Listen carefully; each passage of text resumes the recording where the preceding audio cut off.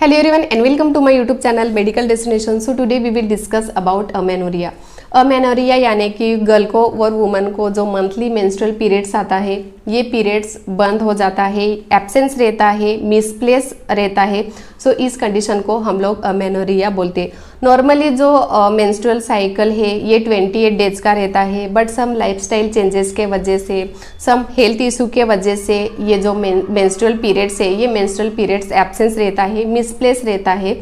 सो इस कंडीशन को हम लोग अमेनोरिया बोलते हैं। तो आज हम लोग इस वीडियो में ये डिस्कस करने वाले हैं कि अमेनोरिया क्या है, देन इसके कोजेस क्या है, कोजेस यानी कि कारण क्या है, किस वजह से अमेनोरिया होता है, देन इसके सिम्टम्स क्या है, सिम्टम्स यानी कि इसके लक्षण क्या है, देन इसके कॉम्प्लिकेशन क्या है, इसकी पूरी जानकारी आज मैं इस वीडियो में देने वाली हूँ। सो ये वीडियो एंड तक जरूर देखना। अमेनोरिया यानी कि नॉर्मली वुमन को जो पीरियड्स आता है, मंथली पीरियड्स आता है, ये मंथली पीरियड्स आना बंद हो जाता है, एब्सेंस रहता है।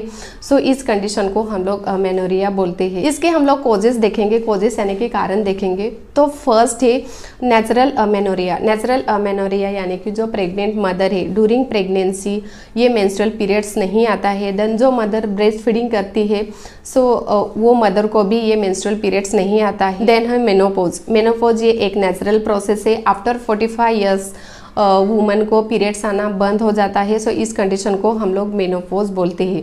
देन जो वुमन कॉन्ट्रासेप्टिव मेडिसिन यूज करती है बर्थ कंट्रोल के लिए, जो ओरल कॉन्ट्रासेप्टिव मेडिसिन है, सो इस वजह से भी ये अमेनोरिया होने का चांसेस रहता है। सब मेडिकल डिसीज के वजह से भी ये अमेनोरिया ज़्यादा दिखाई देता है। फॉर एग्जाम्पल जो woman anti depressive medicine use करती है या एंटी साइकोटिक मेडिसिन यूज करती है, देन जो woman anti hypertensive medication use करती है, जिस वुमन को सीए रहेगा यानी कि कैंसर रहेगा और वो कैंसर के मेडिकेशन यूज करती है, सो इस वजह से भी वुमन को ये अमेनोरिया ज़्यादा दिखाई देता है। देन है लाइफस्टाइल चेंजेस के वजह से भी ये अमेनोरिया ज़्यादा दिखाई देता है। जिस वुमन का जो न्यूट्रिशनल है, ये न्यूट्रिशनल पुअर रहेगा, डाइट प्रॉपर नहीं रहेगा, वो वुमन का वेट बहुत कम रहेगा, वुमन को ब्लड ही नहीं रहेगा, सो वो वुमन को ज़्यादा दिखाई देता है ये अमेनोरिया। देन जो वुमन ज़्यादा एक्सरसाइज करते हैं, सो वो वुमन को भी ये अमेनोरिया ज़्यादा दिखाई देता है। स्ट्रेस के वजह से भी अमेनोरिया होने का ज़्यादा चांसेस रहता है। देन ओबेसिटी, अगर आपका ज़्यादा वेट है, सो इस वजह से भी ये अमेनोरिया ज़्यादा दिखाई देता है। देन है पीसीओडी। पीसीओडी यानी कि पॉलीसिस्टिक ओवरियन सिंड्रोम। वुमन के जो ओवरी है, सो ये ओवरी में सिस्ट प्रेजेंट रहता है। सो इस कंडीशन में भी वो वुमन को ये पीरियड्स नहीं आता है, यानी कि अमेनोरिया होने का ज़्यादा चांसेस रहता है। जिस वुमन को हाइपर थायरॉइडिज्म रहेगा, हाइपोथायरॉइडिज्म रहेगा, अदरवाइज पिट्यूटरी में कैंसर रहेगा, सो इस वजह से भी ये अमेनोरिया होने का ज़्यादा चांसेस रहता है। पिट्यूटरी का मेन काम तो यही है कि हमारे जितने भी हार्मोन्स है, तो ये हार्मोन्स को कंट्रोल करने का काम ये पिट्यूटरी ही करती है। पिट्यूटरी को मेडिकल लैंग्वेज में क्वीन बोलते हैं। अगर ये पिट्यूटरी प्रॉपर वर्क नहीं करेगी, सो इस वजह से भी ये अमेनोरिया होने का ज़्यादा चांसेस रहता है। देन है pre mature menopause. Pre mature menopause यानी कि जो मेनोपॉज है, नॉर्मली जो पीरियड्स आना बंद हो जाता है, ये 45 के बाद रहता है, बट किसी किसी को आफ्टर 40 ईयर्स में ही ये पीरियड्स आना बंद हो जाता है। अगर यूट्रस में स्कार प्रेजेंट रहेगा, स्कार यानी कि सम प्रोसीजर करते हैं, अगर यूट्रस में कुछ प्रॉब्लम रहेगा, कुछ भी अबनॉर्मलिटी रहेगी, कुछ इन्फेक्शन रहेगा, तो डॉक्टर डीएनसी करते हैं। डीएनसी यानी कि डायलिटेशन एंड क्यूरेटेज। जो इंस्ट्रूमेंट यूज करते हैं, एक क्यूरेटेज है, ये क्यूरेटेज से यूट्रस में जितना भी इन्फेक्शन है, ये इन्फेक्शन डॉक्टर निकालते हैं। अगर कुछ कट होता है यूट्रस में, तो वो कट का स्कार हो जाता है। सो इस कंडीशन में भी ज़्यादा दिखाई देता है ये अमेनोरिया। देन यूटेरिन फाइब्रोसिस रहेगा, सो इस वजह से भी ये अमेनोरिया होने का ज़्यादा चांसेस रहता है। देन है लैक ऑफ रिप्रोडक्टिव ऑर्गन।